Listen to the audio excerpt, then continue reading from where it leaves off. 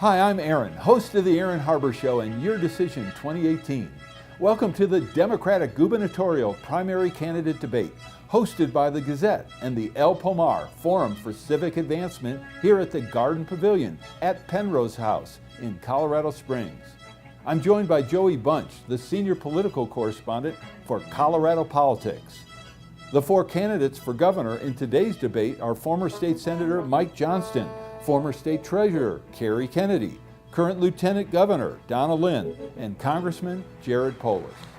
Let's do a lightning round, lighten this up just a little bit. Will you live in the governor's mansion, yes or no, and keep it short? Kerry, would you go, and then we'll let Donna go second. My husband said yes if there's a cook. Yes, I'll live in the governor's mansion. Donna, how about you? Yes, but I'm going to change the rules. Some of you know you cannot drink red wine in the governor's mansion. I promise that I will change that rule for you. Well, we can drink craft beer in the governor's mansion. Yeah, but you can't spill red wine on the old rugs. Oh man, I'm going to be in trouble. Don't move the end table. Jared, what about you? That is so presumptuous. I'm not going to jinx it by saying I haven't thought about it yet. I have not thought about that yet. That's presumptuous. Mike? Yes, I would. It's the only reason my kids are supporting the run for governor. Well, I asked the Republicans this question, so I want to ask you guys this question as well. Who do you expect to run against in November, and who would you like to run against in November? Donna? I expect to run against Walker Stapleton. I'd love to beat his pants, but I happen to like Doug Robinson as a person on the Republican side. Jared, what about you? You know what? I'm running against Donald Trump because they're all cozying up to him and they're saying that they're exactly the same as Donald Trump. And no matter who it is, that's who we're running against. Mike, how about you? Tom Tancredo? Yeah, I was going to say, I think it's going to be Walker Stapleton. I'd love to draft back Tom Tancredo, if that's possible. Kerry? I'm expecting a rematch in this race, and I'm looking forward to the conversation we're going to have about adequately funding our schools. Well, I want to ask a question, and all of you have a little bit more time to answer it, about sanctuary cities. You know, about a third of the people in Colorado say that we've got a real concern with sanctuary cities. Do you guys think we have issues that we need to talk about? Is there a middle ground on sanctuary cities? Jared, let's start with you. You know, all of our sheriffs, Republican and Democrat, stood up and said that they don't want to take orders from Donald Trump to enforce broken federal immigration laws. You know what? I'm not going to let Donald Trump or Washington insiders control our local law enforcement. I'm going to make sure that we have community policing, that we build relationships in communities, that crimes are reported, and that our cops are not taken off the beat to enforce broken immigration laws at the expense of keeping our communities safe. Is there a middle ground, though? Or are you saying that people who are concerned about sanctuary cities shouldn't vote for Jared Polis? Well, again, I don't know. Again, if they want federal law enforcement out of Washington to commandeer local law enforcement, I don't think that's popular here in Colorado. Whether you're Republican, Democrat, Independent, we value our local control. We're not about to cede control of our law enforcement to Washington politicians. Donna, should we cede our law enforcement to Washington politicians?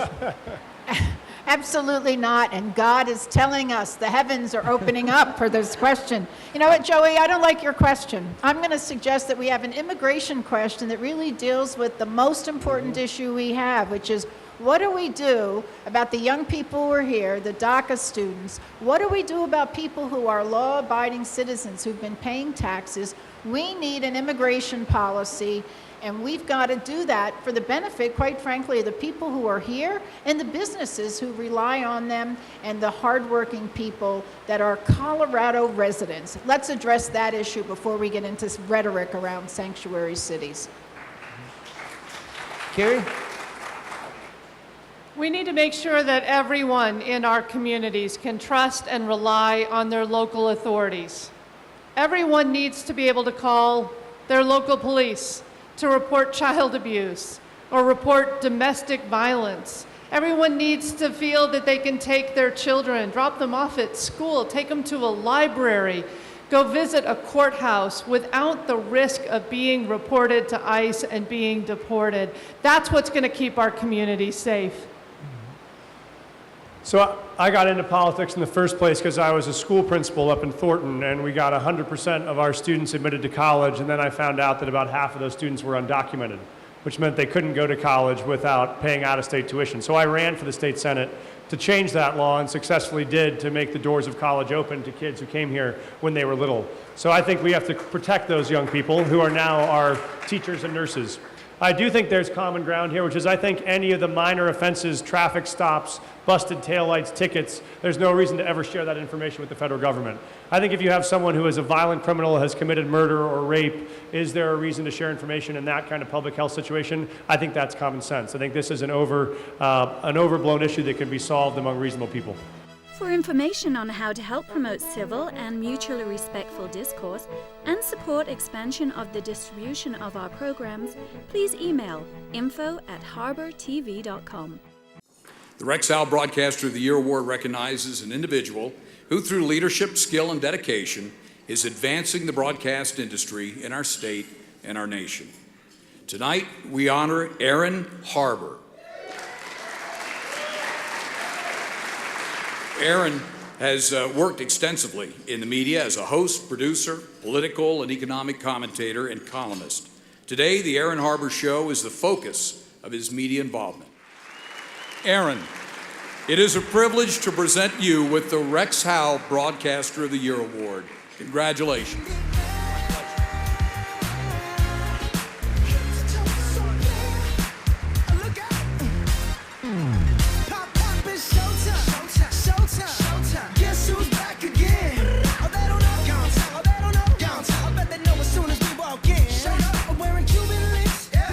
Just make journalism great again. I'm Aaron Harber, host of the Aaron Harber Show. You can follow the show on Twitter for instant notification of new episodes, live event invitations, outtakes, and behind-the-scene photos. And tweet us your topic and guest suggestions today. The Aaron Harber Show may be viewed 24/7 at no charge from any location in the world at www.harbortv.com. Donna, on the day that Governor Hickenlooper announced that you were going to be his lieutenant governor, I asked you if you were going to run for governor, and you said you had no plans to, but then your plans changed. Are you a committed candidate for this? Absolutely, and I've answered this question so many times. A lot has happened in the last 2 years, not to mention one of them being Donald Trump being elected our president. It galvanized people like me who in the 60s and 70s fought for women's rights, civil rights, environmental rights. But the most important reason why I changed my mind, and it really wasn't even a change. I can tell you a year ago, if you had said to me, are you going to run for governor in May of 2017, I would have said, you're crazy. But the experience that I've had being at the table, working with our legislature, going to all 64 counties, working with hard-working state employees, county employees, business people, has said to me, I got more. I got more. I want to represent you. I want to be your advocate. I want to be the strong leader and continue some of the great work that we've done over the last 8 years. All right, thank you. All right, we're going to do rapid fire for the rest of what few minutes we have left. I'm going to start off with Carrie. One of the key environmental issues you hear very few people talking about is the fact that we have thousands of abandoned mines in the state of Colorado pouring millions of gallons of polluted water into our ecosystem every day. And there was, of course, reference to working with the Trump administration previously. What would you do as governor to address this problem, which seems to have not been well addressed, to put it politely? Yeah, and we all saw the outcome of that with the Gold King mine. We're seeing that kind of toxic sludge come from dozens, hundreds of mines across our state. We absolutely have to partner with the federal government to protect our watersheds and make sure that these mines get reclaimed and cleaned up and that the water quality flowing into our tributaries gets cleaned up. And how would you do that? Our Department of Public Health is a partner with Washington. We need to invest the resources to put the manpower on the ground to work with these local communities and invest the time and the resources in each and every one of these mines. We need to prioritize which tributaries need to be the priority, and we need to make that investment. All right, Mike, how would you handle this problem? So this is a massive problem, and it's so massive it runs from $500 million to $1 billion of costs. And so this is not something the state is going to be able to solve on its own, which is why Gold King was such a catastrophe. So to Joey's question, where are the places that you can work with the Trump administration? I would love to see Secretary Zinke say he's going to make a commitment to actually put dollars on the ground in states like Colorado to make sure we can protect public air and public water by cleaning up these mines. And I would fight as governor to make sure they put their money where their mouth is on that. All right, Jared. First, let's prevent this from happening again by making sure that bonding is sufficient when companies go out of business in the future to do any reclamation for anything they're doing today. But yes, there's a long shadow of practices for decades. And unfortunately, with Zinke and Pruitt, you have the fox guarding the hen house. So we cannot count on the EPA or Washington. We cannot count on the Department of Interior. We need to do it here to make sure we not only deal with the long shadow of reclamation, but we make sure that everything is bonded going forward so we're not in exactly the same situation in 10 or 20 years. Donna. You know, I'm glad you brought this up because there's a broader issue, which is water in general. And this, to me, is going to be the issue of 2019. And as your governor, that's going to be one of my priorities because our water systems are not only at risk from mines, but they're at risk from a lack of water. I was privileged, and we did this on a bipartisan basis. Secretary Pruitt went to Gold King. I went with him and with Senator Bennett and Senator Gardner. I will tell you the visual impact of what we're dealing with had a huge impact on the Secretary guaranteeing that we were going to see some Superfund money, but that was one situation, and as you say, we've got hundreds of them. Right, a huge issue, of course, in the state and across the country involves guns and violence. And Carrie, I'd like to know, what's your solution to addressing the concerns of people, especially with tens of thousands, hundreds of thousands of Colorado kids going to school worried about what might happen that day to them? So as a mom, my daughter's high school was put on lockdown last spring because there was a shooting outside. When I got that headline this week, as parents and grandparents have gotten those headlines too many times about yet another gun shooting, it just terrifies and breaks our hearts. We should not have to live in fear of sending our children to school or sending them to the movies. So the first thing we need to do is ban military-style assault weapons. The weapons of war that are designed to kill as many people as fast as possible, and all the devices that convert firearms to military weapons of war, bump stocks and silencers. I helped develop a program that is rebuilding hundreds of schools across our state. I just visited one where they're putting in security, where they're keypad swiping kids into that building, and there's only one entry door, and they're buzzing folks in. They know who's coming and going. That's the kind of investment we need to make to protect our kids. Thank you very much. Jared, how would you address this? You know, no parent should have to worry about the safety of their kid at school. And let's start with what we don't want to do. I can oppose arming teachers. It is the wrong answer to have more guns at school. It will be more dangerous, not less dangerous. Yes, banning bump stocks, red flag, domestic abuser holds, better campus security, also investing in mental health and counselors to make sure that we can identify where kids might be a problem and work with them, and that schools are a safe and civil learning environment for all kids. Doing nothing is not an excuse. The people of this country are ready. We need to stand up against the gun manufacturing lobby and NRA and move forward with the gun safety agenda. All right. Mike? This was raised earlier. You know, we agree on a lot of things on this panel. This is not one that we all agree on, and so I think it bears mentioning, you know, where you stand when moments are hard. In 2013, after the Aurora Theater shooting, I did stand to ban high-capacity magazines. Jared, you opposed the assault weapons ban at that stage, and I think that's significant. You know, we were fighting to ban magazine limits, and you were standing at the NRA to support them. I think that matters about where you are on issues that are hard and moments that are hard. And so I have been fighting on this for a long time, came out early and hard on both banning assault weapons, high-capacity magazines, background checks, red flag laws. But my dad always used to say, you know, when people show you who they are, believe them.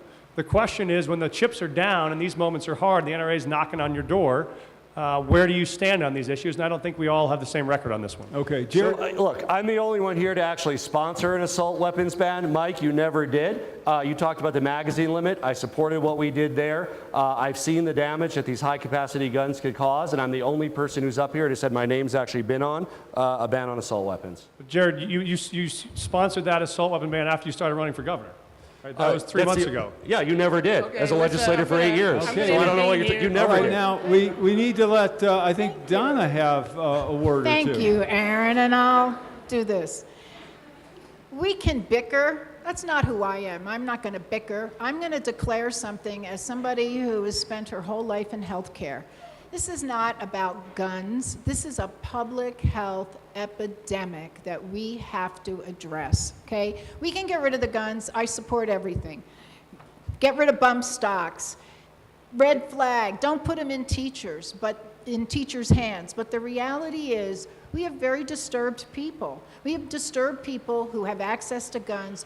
We've got to address it, give teachers and parents the resources that they need to attack this public health crisis. Mike, I want to apologize to you. You got name checked, and then I interrupted your answer. So would you like to say anything else on that?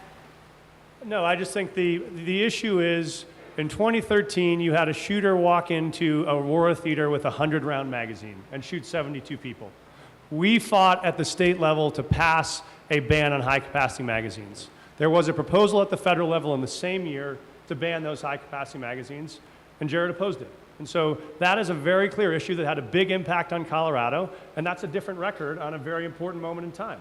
And I again, disagree. I supported what the state did for high-capacity magazines. I'm the only one who's ever supported an assault weapons ban with my name on the bill. I know others have said they did, but Mike was in the legislature 8 years, never introduced it, never put his name on it.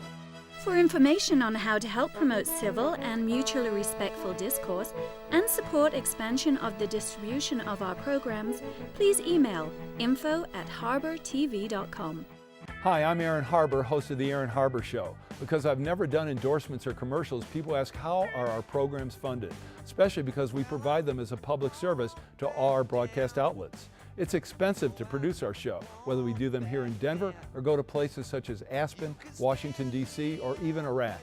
The answer is we depend on contributions to support our work to bring you some of the nation's top opinion leaders. Individuals, businesses, foundations, and other nonprofits make tax-deductible contributions to the Democracy and Media Education Foundation to help allow us to continue to work for you. To find out more or to make a donation, just go to dmefd.org. The DMEF is a tax-exempt public charitable organization and has promised to dedicate 100% of every contribution to support our public affairs initiatives. If you believe as I do in the need for a forum which promotes civil discourse and mutually respectful discussion, I hope you'll decide to make a contribution today. The Aaron Harber Show may be viewed 24/7 at no charge from any location in the world at www.harbertv.com. So, quick question. Colorado's housing stock has been estimated to be worth as much as $800 and possibly more $1 billion. If you wanted to increase housing stock for affordable housing by just 10%, it could require, that means, an investment as much as, not necessarily, but as much as $80 billion. Most of the proposals made by candidates, by people in political office, don't even scratch the surface of the real need and demand for affordable housing. I'd be interested if any of you have a plan that you think is really going to make a substantial difference. I'm going to start with you, Carrie. So as the Chief Financial Officer for the City of Denver, I helped develop the financing for the first affordable housing fund. It's constructing 6,000 affordable units in the city. As governor, you will see me create the state's first affordable housing fund. I'm calling to seed that fund with $50 million of surplus unclaimed property funds. There are a lot of affordable housing projects around our state that get 70 or 80% finance through private investment, through tax credits, but they've got a financing gap. And so for a relatively small investment of public tax dollars, we can get those projects built and expand the supply of affordable housing in communities so that people can continue to live in the places where they grew up, they can work in the live in the places where they work. All right, Mike. Thank you. Yeah, I think the numbers on this matter, because you're right, an affordable fund of $50 million is not going to be enough to actually cover the scale of the problem. This is why I propose that what we ought to be able to do is use the asset the state does have, which is not cash. We don't have enough cash to solve this problem. The asset the state does have is land, is underutilized land that exists all around the state, where we could create public-private partnerships where we use that underutilized land to partner with developers under the agreement that they would build units that would stay rent-controlled for 30 or 50 years. So if you are a senior living on a fixed income, or you're a teacher or a nurse or a firefighter, you could get a unit and know that you could stay there without the fear that every 3 months the building's going to sell to a new landlord and your rent's going to get doubled. All right. Let's go with Jared. Okay. We can't cover this whole topic in 30 seconds. Check out my plan at polisforcolorado.com. I've actually done some of these public-private partnerships that Mike talks about. We partnered with Summit County. We did a 40-acre land exchange for affordable housing. When we talk about affordable housing, I want to broaden the discussion. It's not just about a place to live. It's also about wealth building. We need to help people, first-time homeowners, with down payments. We need to help people build wealth in their homes. I launched my campaign in Colorado Springs at Save-A-Lot Grocery Store, an employee-owned grocery store. The two best ways to build wealth: employee ownership and home ownership. So housing is not a singular issue. It's about economic development. It's about transportation. And having a strategy and having a leader at the state who understands both businesses and individuals is really going to be important. We've got an amazing resource in the state, and he's here in this office, General Halter, who some of you know from Colorado Springs, who leads the Department of Local Affairs. But the resources that he has and that department have, as well as the focus on housing, is something, I have one simple thing we're going to do. That's going to be a cabinet level position, having somebody who is in charge of housing and is going to think about this. It's not just about money, it's about collaboration with communities and with private developers and the state of Colorado. No matter where you fall in terms of what candidate you support, it's really an extraordinary sacrifice for a person and for his or her family to be a candidate for office, and especially a statewide candidate for office. So please give our 4 candidates a round of applause. We're going to wrap up with a 1.5-minute summary from each of our candidates. We will start off with Congressman Jared Polis. So I'm ready to use my last 6 months of office to hold President Trump accountable in Washington. But defending our values against President Trump is not all we need to do. We can't just play defense. We need a bold, progressive agenda here in Colorado. And I'm ready day one to battle for universal health care here in Colorado. And I won't give up till every Coloradan has health care, because health care is a human right. I'm running to end decades of underinvestment in our public schools and make sure every child has access to free, full-day preschool and kindergarten, and affordable higher education or work-related skills that allow them to get a good job. I'm ready with a plan to get to 100% renewable energy by 2040 or sooner. In the absence of national leadership, we simply cannot afford to wait. We need to roll up our sleeves and get it done right here in Colorado. I'm proud to be endorsed by Sierra Club, and we're going to build our renewable energy future to make Colorado more competitive, to make our air cleaner, and create good green jobs. I'm Jared Polis. You can find out more about my plans at polisforcolorado.com. Please sign up to help. We have detailed policies on all of these, and it's a little bit hard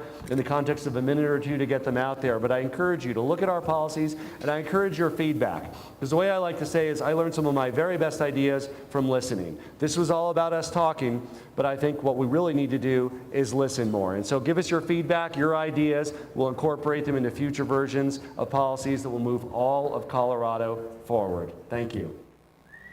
Thank you, Jared. And I apologize to the women, but by prior arrangement, Donna goes next.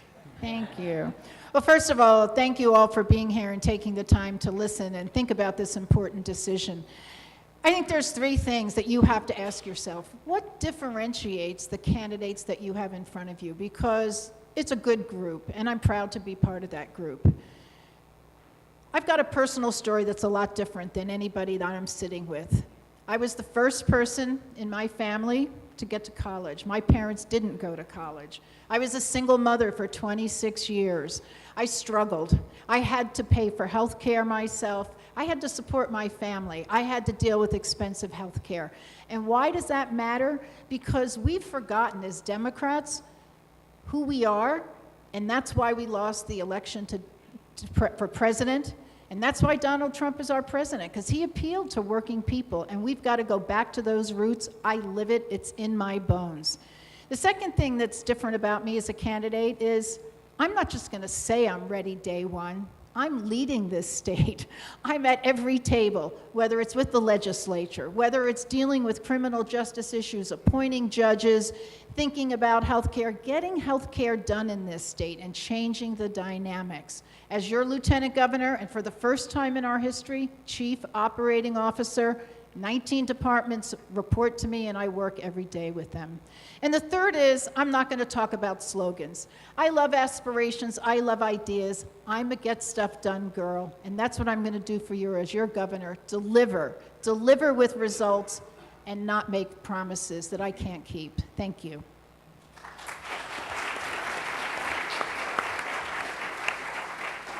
I'm sorry, Carrie, but you're next. It's been a privilege for me to help lead this state. I think we're all so proud of Colorado. We are so proud of what our state has become. We are an innovative and forward-looking state, and we have built one of the top economies in the nation. I am running for governor to continue the great work that we're doing here in our state, but also to make sure that our success, our prosperity, reaches everyone. There are three things I think we need to do. First, we need to make public education our state's #1 priority. I grew up with 3 brothers and sisters who joined my family through the foster care system. And I also have a sister who joined our family through her church. So I grew up with brothers and sisters who didn't have the opportunities that I had been given. And I saw firsthand how important it is that kids get opportunities through their public schools. It just isn't acceptable that we have the #1 ranked economy in the country and our investment in education ranks at the bottom. You will see me lead as governor to change that. We also need to keep health care accessible and affordable for everyone. It's why I am calling for Colorado to offer a public health insurance option for everyone. And finally, we need to protect this beautiful state. Our air quality, our water quality, we need to protect our open space and our public lands as our population continues to grow. We haven't adequately prepared for or planned for the growth that we have today. We need to invest and modernize our infrastructure so we aren't all sitting in traffic, and we need to lead as a state in transitioning to clean, renewable sources of energy. Thank you all so much for being here, and I am looking forward to speaking with all of you as we crisscross this state throughout this campaign. Thank you all.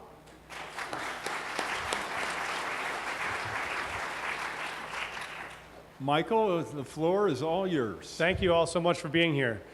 I think it is easy at this moment to look around the country sometimes and say, wow, like, how did we get here? How did we get to a place where the country feels more divided and more dysfunctional than it has ever before? I think the more important question is, how do we get out of here? And that is a place where I think Colorado is distinctly prepared to lead, because this is a state that throughout history has refused to be divided. Right? People thought that continental divide couldn't be crossed either, and then we did. And we built families and communities and businesses on both sides and built a place that everybody in the country wanted to move to. It is going to require someone right now who's going to be able to bridge those divides again. I'm very proud of the fact that I've spent most of my life solving the toughest problems in the toughest places. Whether that was my first job as a teacher in the Mississippi Delta, whether that was running a school in a juvenile prison, whether that was opening a community office in the center of a community ravaged by gang violence for the last decade. I have never been afraid of taking on those hardest problems in those hardest places. And I've succeeded in those places. I'm very proud of the fact that even in a divided legislature, in my 7 years in the state Senate, I passed more than 120 pieces of legislation. And more than 100 of those all have Republican co-sponsors, which means on things we talked about today, like school funding, like preschool investment, like racial profiling, like renewable energy, all things I've been able to build coalitions with Republicans on to push the state forward. The next governor is going to have to both have a big vision for where the state's going to go and be able to build a coalition broad enough to make sure we succeed. I have done that for the last 20 years. I would love to do that for the next 8 as your governor. My name is Mike Johnston. Would love your support. Thank you so much. Thanks for joining us for the 2018 Democratic Gubernatorial Primary Candidate Debate, hosted by the Gazette and the El Pomar Forum for Civic Advancement. Remember, you can see this and all of our 2018 election programming for Your Decision 2018, including in-depth one-on-one candidate interviews, by using the link on your screen. Thanks for watching.